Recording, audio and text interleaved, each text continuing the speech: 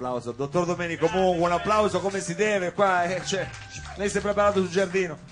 Domenico. Buonasera innanzitutto, soprattutto alle signore. Ah, perché cos'è? La festa della donna?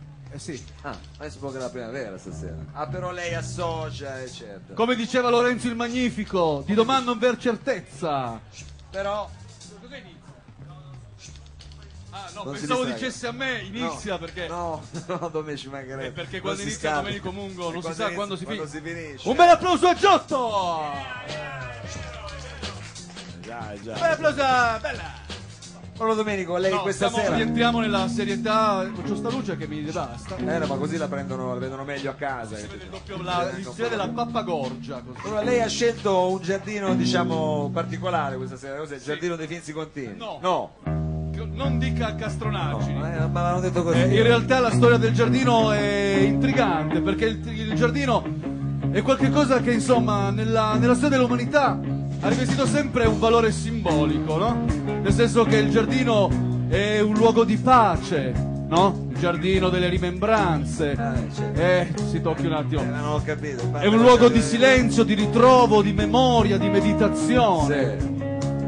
E in principio fu il verbo. Vabbè, questa è la Bibbia. Come addirittura dice il libro dei libri, nella Genesi, Adamo ed Eva, nel giardino dell'Eden, ivi peccarono.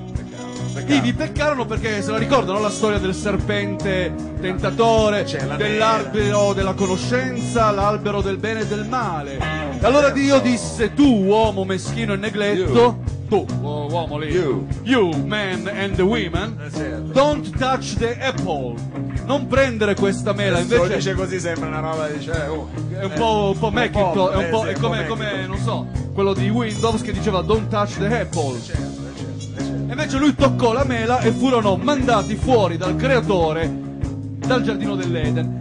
E tutti quanti noi pensiamo che questo insomma è stato, come dire, il peccato originale. Certo. E invece no. Ce l'ha raccontato. No. E invece no, perché noi che siamo dei contestatori e dei ribelli ipotizziamo che praticamente questo sia stato il primo gesto di ribellione che l'uomo abbia compiuto verso il cielo, verso il potere e verso il destino di noi uomini. Mordi e fuggi. Bravo.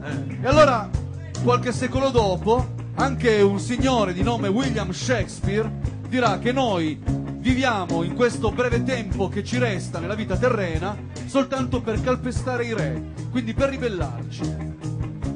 Ma torniamo in realtà all'interno del tema di questa sera, che è il giardino. Allora io pensavo ai giardini pensili di Babilonia. Esatto, questi che sono stati voluti da Semiramide, questa bellissima regina, insomma, e da Nabucodonosor, al quale il buon Verdi dedicò appunto l'Aida. E questi giardini pensili in realtà che cos'erano? L'insieme della visione geometrica perfetta di architettura idraulica innestata sul sogno onirico della perfezione e della pace. Però io potrei anche pensare, visto che lei è un grande musicista, ai giardini di marzo di Lucio Battisti, che dicevano: i giardini di marzo si vestono di nuovi colori e le giovani donne iniziano nuovi amori. E camminavi al mio fianco e dicesti: tu muori. E si tocchi, dottor Mauro. No, ma nel senso metaforico. No, si tocchi, dottor Mauro. Ma c'era anche il carretto dei gelati, però adesso per forza tu muori. Vedi? E c'era un carretto che gli dava gelati, ovviamente. Però poi andremmo anche, per esempio, nel giardino dei Finzi Contini, come lei, certamente. Andiamo, Ma no, ma perché il giardino dei Finzi Contini? Perché mi esalta? Mi esalta perché da un lato è questo bellissimo romanzo scritto da Giorgio Bassani e pubblicato da Einaudi nel 1962, ma soprattutto un altrettanto grandioso film del grande maestro De Sica, uscito nel 1970 e interpretato nella figura di Micol da una bellissima e altera Dominique Sandà in giovanissima età e da un Lino Capolicchio che sarà poi una delle muse di Pupi Avati, per esempio. È un bel film perché parla della tragedia dell'olocausto e dell'ignominia delle leggi razziali. Guardi, dottor Nava, stiamo quasi finendo. Delle leggi razziali in questa maniera un po' molto letteraria, onirica e, come dire, molto molto malinconica.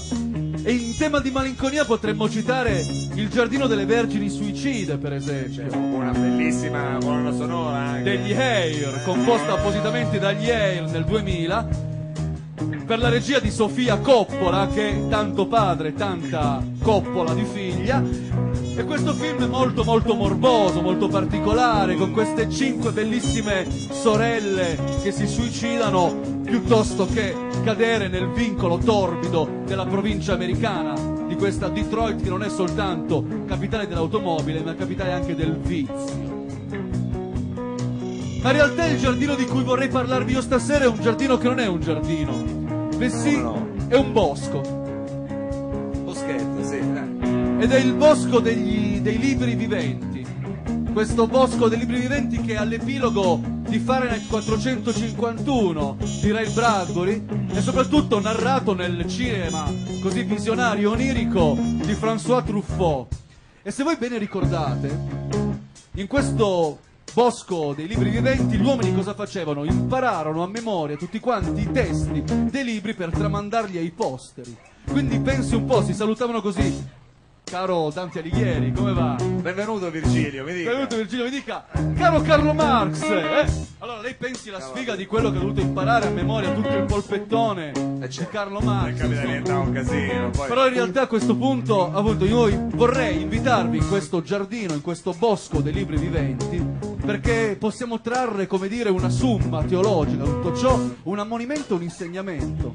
Cioè che per continuare a sopravvivere in questa merda di mondo che ci è rimasto a disposizione, dove i giardini sono dei giardini di pietra e non altro che delle lapidi in cui vengono sepolti centinaia di migliaia di uomini e di donne e soprattutto troppi bambini vittime delle guerre, tentiamo un po' più di leggere, di imparare a memoria i nostri libri e di lasciarci andare in questo giardino dei libri viventi, quasi come se fosse un giardino di suono, The Soundgarden.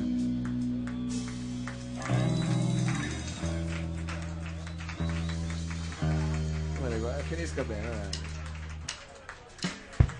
Col sun, won't you come and wash away the rain? Like old sun, won't you come, won't you come? Like old sun, won't you come and wash the rain away? Like old sun, won't you come, won't you come?